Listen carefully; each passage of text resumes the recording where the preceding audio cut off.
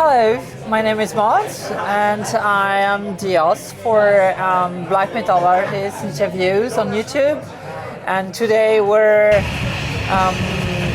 having Harper. Harper is a very talented artist and musician, and is part of Chalice of Vomit. And we'll focus on Chalice of Vomit today, and his other projects maybe. I've known Harper for almost 2 years. He's the first person I met in Montreal. He's a very good friend, and we talk a lot about music, and we met through black metal, so that's a very big link between the both of us.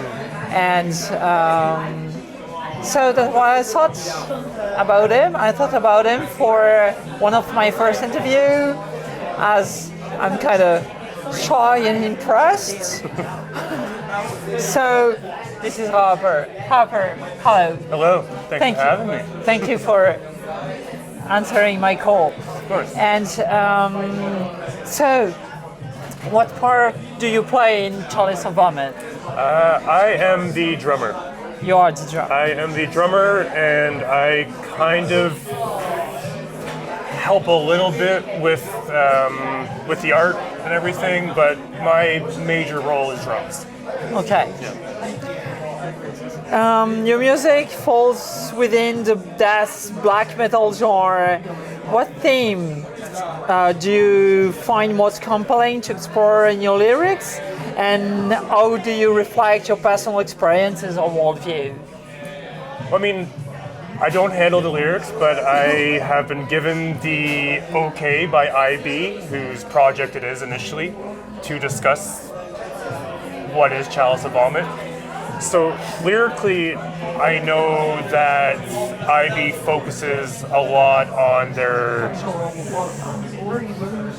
addiction issues and focuses a lot on just kind of how they move through the world and their experiences, you know, as a person of color in the world. And yeah, so I know a lot of it spawns, there's a lot of anger.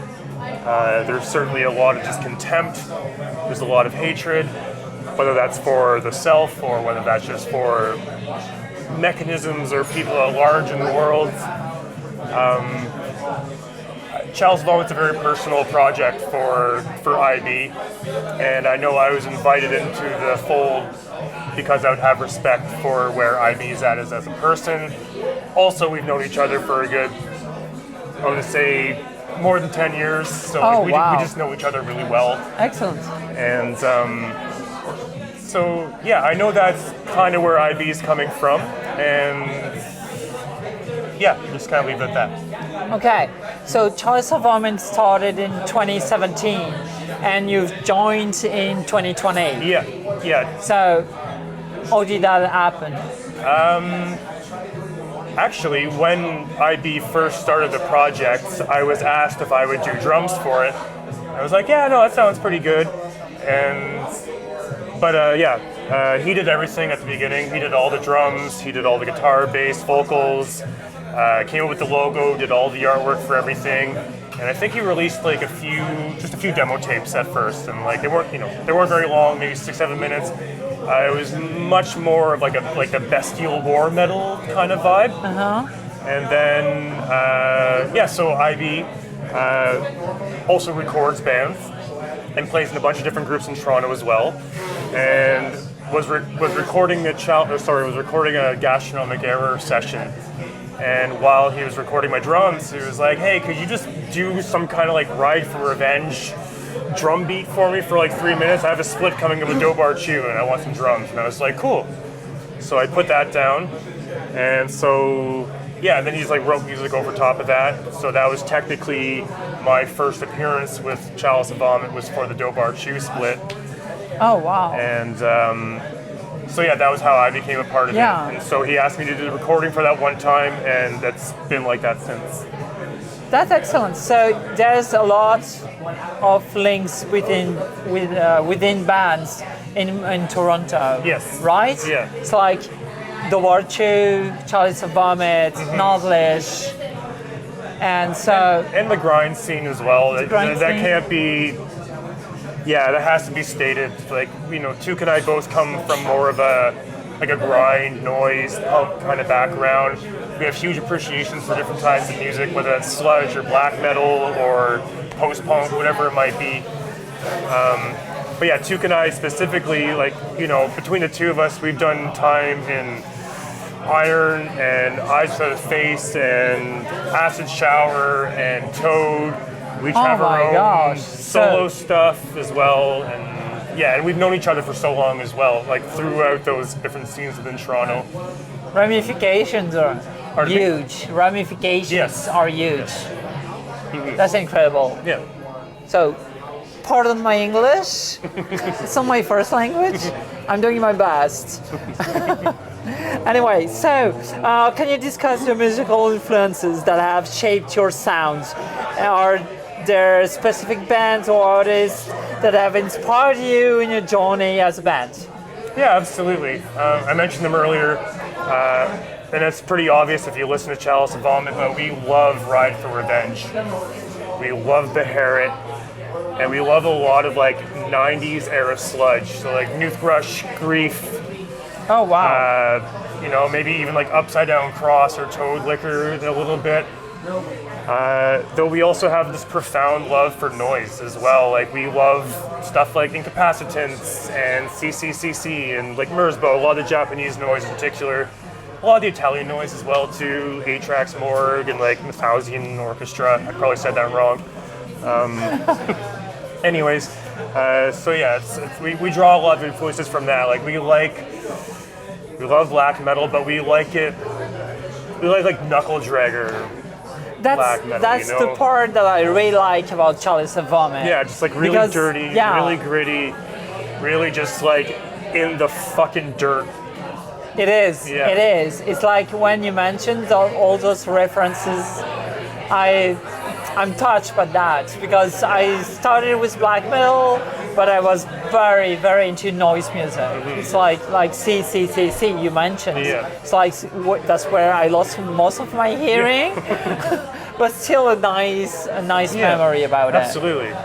And like I know within the group too, like we do have some more noise-oriented tracks, but for the most part, like we don't sound like CCCC or Incapacitants, you know. But it's like we're certainly drawing inspiration of just that like go for it, fuck you kind of place, and yeah. And that's good. Thank you. And that's why I also like you guys. And what does your songwriting process look like?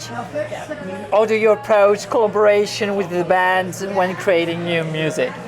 It's like I mentioned earlier when I was asked to do like that one kind of like Ride for Revenge drum beat and then it was written over. That's exactly what we do. I basically record a bunch of drums here on my own, and I record them with very loose song structures in mind. It's easy, you know, I'm not trying to be ultra complex, and I just send it to Tuke, and Tuke will just write over top of it, and then will send me the material. I'll kind of double check it, or be like, yeah, no, that's great. And that's how the songs come to be. And since we started playing live, we now listen back to those recordings and we're like, oh, okay, we have to learn how to actually play these songs because we live in different cities. We don't actually write music together. It's easy to do. We know each other very well. It's very intuitive, but yeah, we're never in the same room.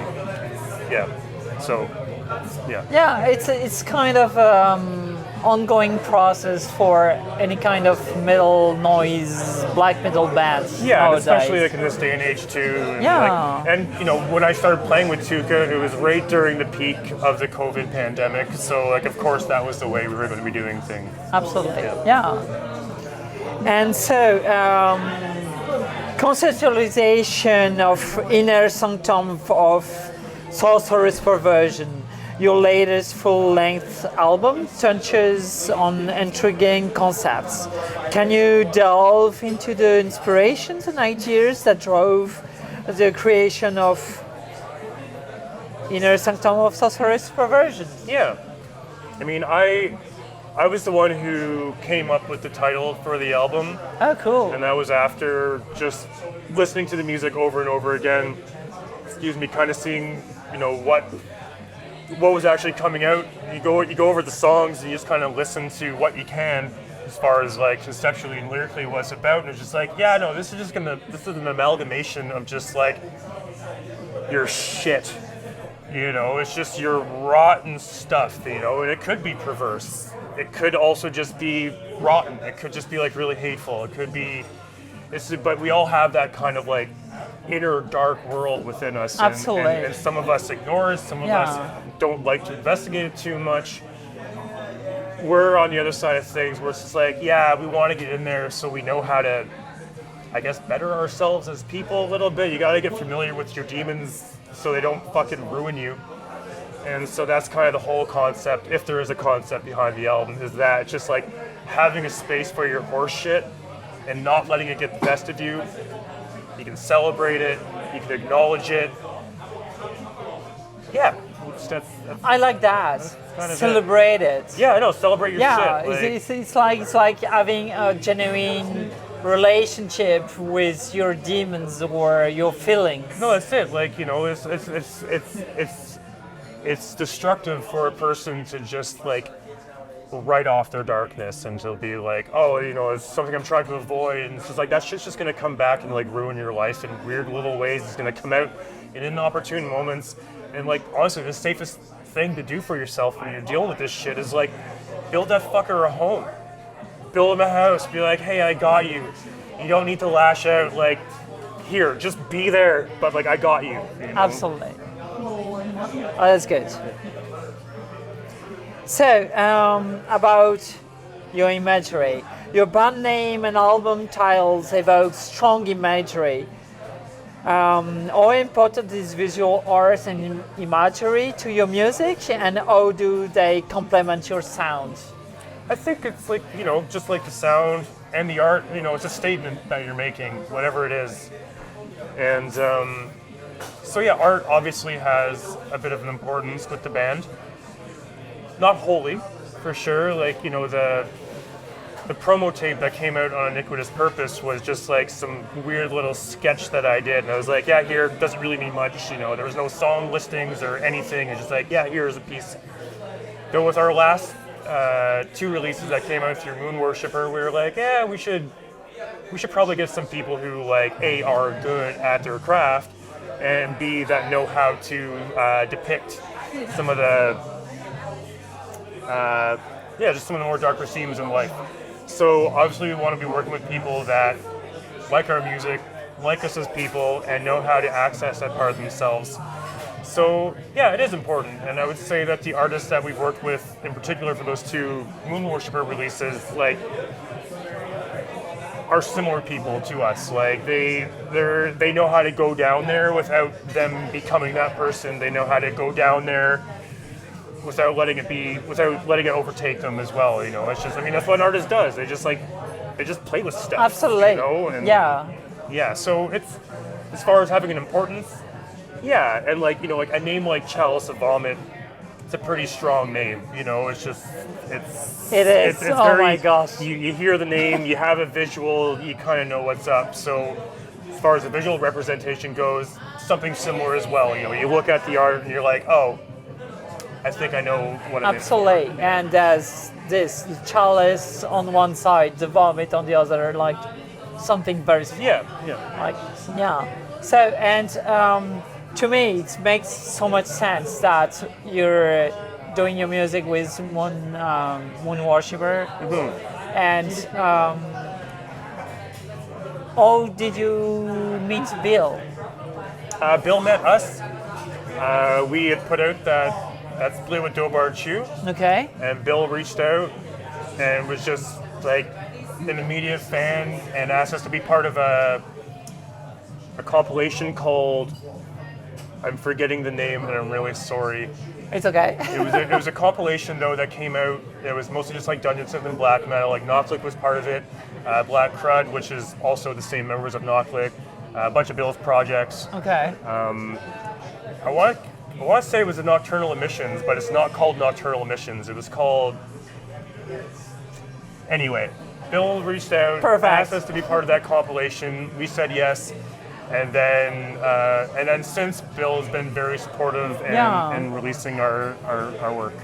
To me, it makes sense. It does, yeah. It's I feel like- very at home, Yeah. like being a worshiper. Absolutely. I've never met Bill, No, but same, but- I really like his label. I really like his music, Mm-hmm. and you guys being with Bill, with Moon Worshipper is like makes sense. Yeah, no, It's- it was it's a nice little home for us, you know. It We is. don't need a big space, you know. We're making niche music in a world that's already very niche, and like we're not expecting to be anything big. But it was nice to be. But it's good. And like Bill's roster is really, there's something very similar with a lot of the acts that are Absolutely. passing through there, and so it's really good to be associated with that because like I'm a huge fan, I always have been, so it's nice to be working with someone that you look up to. Absolutely. Yeah, absolutely.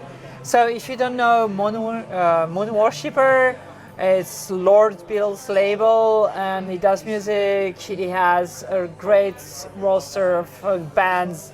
It's just amazing and I'm really into the bands that he releases. It's very good. Anyway, so let's keep on going.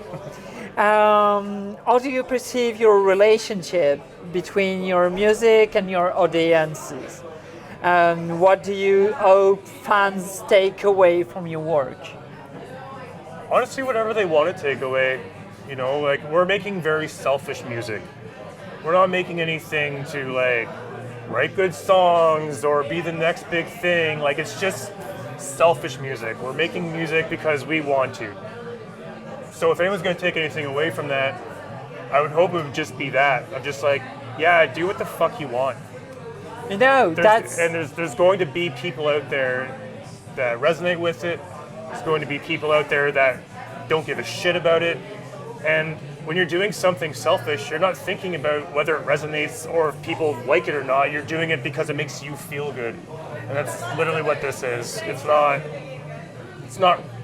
for anybody aside from just like a broad stroke of like fucking do what you want. Like who thank you for that. Just do what you want. Because it's like the essence for me in this kind of music is there. Yeah. You don't have to answer to anybody. You have just to focus on yourself, do whatever you want and whatever you need to do. And that's it. so powerful to me. Yeah. That's the best works that come out from that. Yeah. So Yeah, that's I like it. I like it a lot. Okay, so over the years, how has your sound evolved? Are there particular changes in your music that you feel are significant milestones for the band? well again like when Tuka started, I just said their name.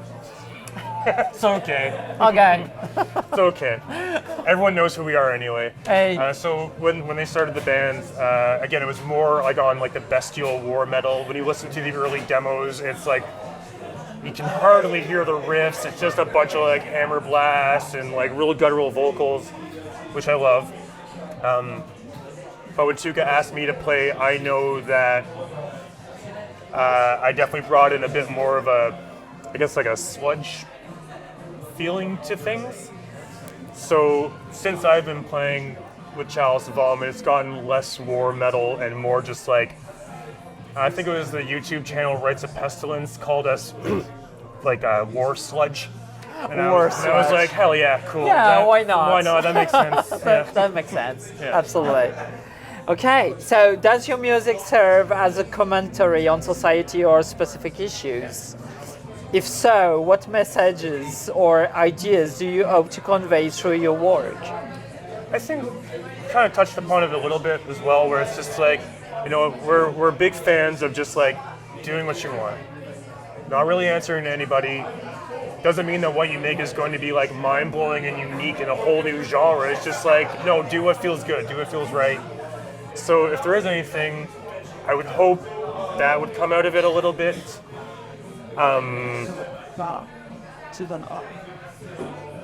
Yeah, I can't really see much else, to be quite honest. Like, you know, we definitely don't have I wouldn't say we're coming from like an elitist point of view or anything like that. We're not coming from a super spooky, occult, clandestine thing. Like there's nothing we're trying to hide with the music. It's pretty just on display. It might be hard to get through like what's actually there, but like we're not hiding anything. So we're not. Yeah, I think it's probably the easiest I can answer that. It's just like if there's anything to take away from it, it's just like, yeah, like don't hurt yourself. Do what you want. Yeah. And that should be enough for you, you know? Absolutely. Let creativity flow. Yeah. Or as the great Canadian punk band Propaganda once said, less talk, more rock. Just do your shit. Hell to that. Yeah. Okay, so looking ahead, what are your aspirations for Chalice of Vomit in the coming years? Are there specific goals you hope to achieve, whether in music or other projects? With the bands, we would like to get ourselves overseas to Europe. We don't really care to go to the US. You know, most of our fans and most of the interest we get are coming from Europe. I know we have a good time there. So we've been talking about that. There's no dates or anything. There's not even we've just been talking about it, but we've been talking about it. So maybe that'll crystallize next year. Maybe it'll crystallize the year after. Maybe it won't at all. Who knows? Yeah. That is something we'd like to do, though. Recently, we started playing live in the last 2 years, which I think was a really good step for us. We always have a bit of a rotating lineup with who plays with us, just trusted friends who we know or admire. We are currently working on the next full length. I don't know if that's actually a full length, but we are working on something next. We want to do a couple splits, and without giving too much away, the next full length is not going to sound like anything we've done yet. It's going to be an entirely different genre, actually. That's nice. Yeah. Can't wait So to that's, listen to that. That's what's up for Chalice of Vomit next. And yeah, in the meantime, hopefully we can still play the odd local show here and there, whether that's Montreal or Toronto. But we don't want to, you know, we're not going to overdo it. We don't want to oversaturate it. We've been offered quite a few gigs, and a lot of them we shut down because we're just like, no, we don't need to just like play live. We want to play with like our friends. We want to play with like-minded people. We want to make sure that because none of us live in the same city, that's worth our time wherever we're traveling to. That's important. However, yes, to actually answer the question, Excellent. That's very good. aspirations are Excellent. we want to get ourselves overseas sooner than later, and we have some things in the work coming up that will see the light next year. Okay. That's about all I can say on that right now. Excellent. Yeah. So yes, I saw you live past April with Nordlish and Vesperal and Conifer, and that was, oh my gosh, that was a hell of a night. That was incredible. Yeah, I remember that was quite a journey to get the show. I put on that gig, and so I had that gig was just mayhem. It was just like between the cops showing up, between the place being like overpacked, and then, you know, trying to keep everyone set regimented. By the time it was time for us to play, we had 5 minutes just like to set up and play. So we were not a black metal band that night. We were just like a pissed off fucking grind band. Like no theatrics, no makeup, nothing. Just like pure anger and fury. And like I was full of drugs and like it was just. I love that. I love that show. That was one of my best black metal show. It was a great night. Everyone who went had a great time. So I know it was important that it happened. But me being the one who had to manage that gig and all the drama around it, it was a lot for me, which also means it was a learning experience too, of course. But yeah, all in all, it was a great night. Though it was stressful for a little bit. It was amazing. Yeah. Be sure of that because it was like really, I told you, it's like one of my best black metal shows. Awesome. So, thank you so much. Harper, thank you for today. Thank you for having me. Thank you for asking me the questions. Very nice to expose a little bit about the inner workings of Chalice of Vomit. I love you. Thank you. Of course. So, everybody, thank you for following this interview. Please follow Chalice of Vomit, Moon Worshippers, and all the black metal, that great, wonderful scene that we have in Quebec in general, in Montreal, in Toronto. We have very good people, and follow them. Yeah, we have Thank no you. social media, so you just have to find us. Yeah, So a Google search doesn't take much. thank you very much. See you.